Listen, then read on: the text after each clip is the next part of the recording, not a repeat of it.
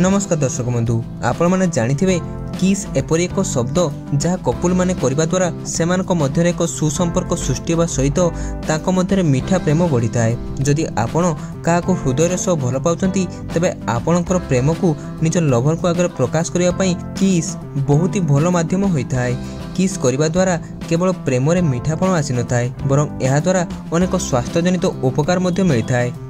किस करबा द्वारा पाचन क्रिया भल होगा सहित शरीर में भल भाव रक्त संचालन होता है।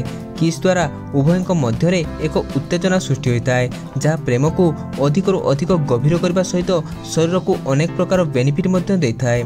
कथारे होची किस होची प्रेम सफलतार चाबिकाठी। जेतेबेले दंपति मानक मध्यरे कौनसी कारणरू बहुत जोर झगड़ा हो जाए सेतेबेले व्यक्ति जनक अन्य पार्टनर को धरी बहुत जोर किस करता है जहाँ फल तांको मध्यरे छोट बड़ कथा को नहीं उपजित समस्यार सुधार आसी जाता है।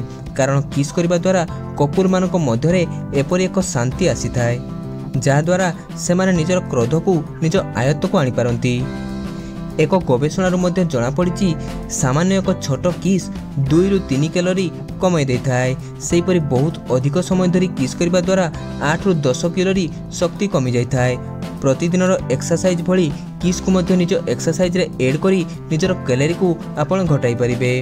एक्सिटोसिन एवं एहीपरि किछि हार्मोन को मध्य किस करबा द्वारा रिलीज होता है जहाँ व्यक्ति को खुशी एवं आनंद रखिबारे सहायता करता है। किस करबा द्वारा हाई ब्लड प्रेशर मध्य कमी जाता है।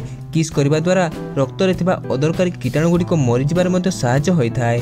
पार्टी थिबा केविटी को मध्य नष्ट कर देता है।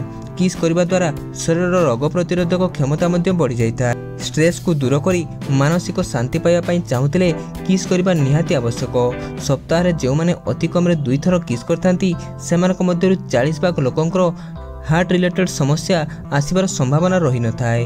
तेणु किस करबा द्वारा कपुल मानक मध्य प्रेम बढ़िबा सहित शारीरिक एवं मानसिक फायदा मध्य मिलता है।